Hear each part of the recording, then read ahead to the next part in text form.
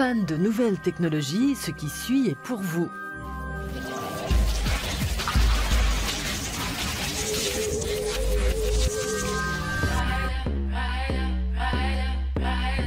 Bienvenue dans le monde du Game Engine Art, des œuvres d'art interactives créées à l'aide de moteurs de jeu.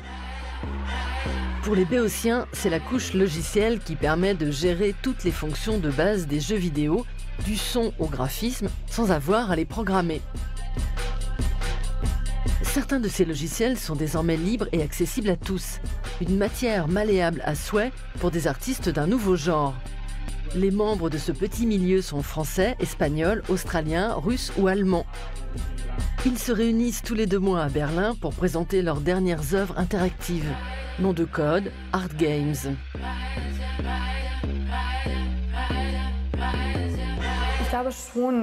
Je crois que cette scène est en train de se développer.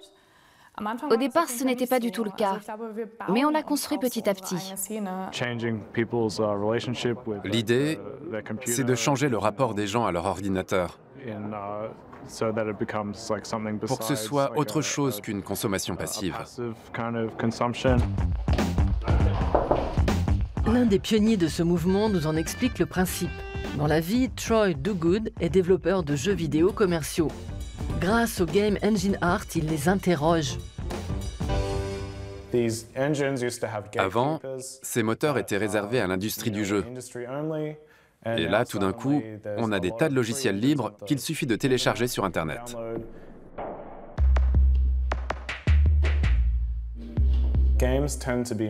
En général, les jeux sont fabriqués à partir d'éléments modulaires qu'on appelle des préfabs.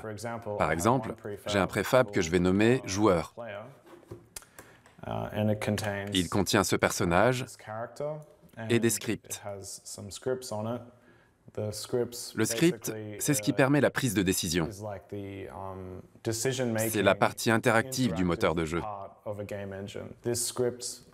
Là, ce script indique l'animation qu'il faut jouer quand le joueur court ou marche. Du coup, quand je clique sur Play, la caméra tourne autour du personnage en suivant les mouvements de la souris. Et si je fais un clic droit, il se met à avancer. Quelques préfabs, une poignée de scripts, et voilà le résultat.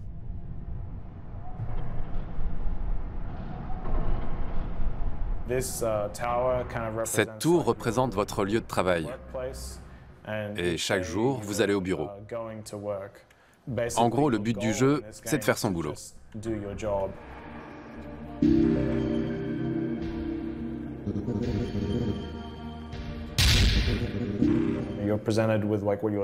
On vous indique ce que vous devez faire. Et si pour vous, ce qui compte dans un jeu, c'est de mener une mission à bien, vous pouvez le faire.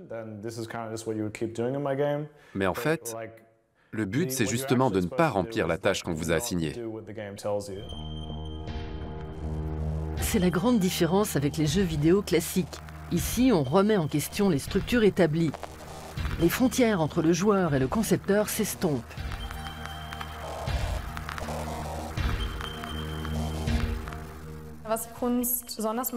L'apport artistique des Game Engines, c'est qu'on peut construire des univers qui vont permettre d'une certaine façon aux joueurs de s'émanciper.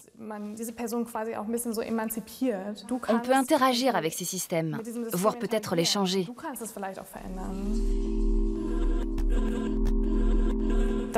Ce que je fais ne sera jamais terminé sans l'interaction avec une autre personne. Chez Merle Löfgren, l'interactivité est obligatoire. Le thème de ces jeux, c'est l'effondrement des écosystèmes, les modes de vie alternatifs et la critique du capitalisme. Le tout figuré par d'étranges formes abstraites.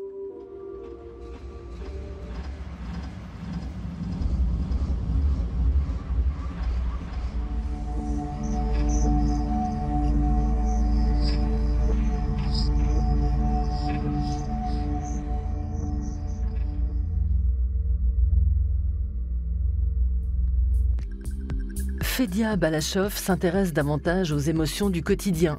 Par exemple, ce grand moment de solitude quand tout le monde vous dévisage sur la piste de danse.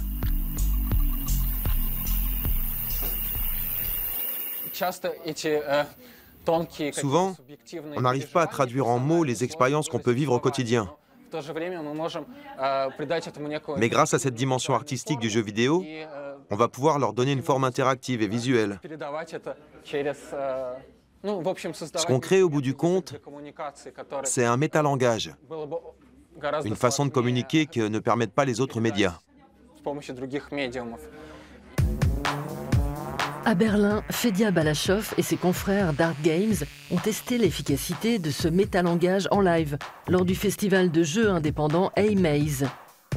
L'événement mêle conférences, manifestes interactifs et démonstrations en public sur grand écran.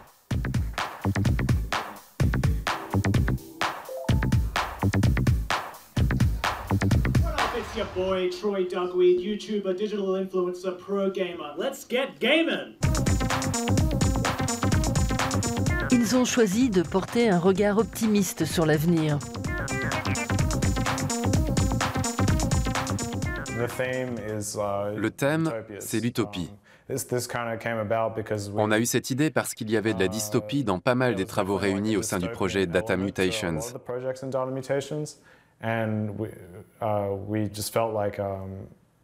On a trouvé que c'était beaucoup plus exigeant d'aller du côté de l'idéal. Parce qu'au lieu de critiquer, il faut montrer comment les choses pourraient être. Tout ça reste un peu cryptique, mais on aura compris au moins une chose, le Game Engine Art peut faire réfléchir les gamers. À suivre en ligne, dans les galeries ou les festivals de jeux du monde entier.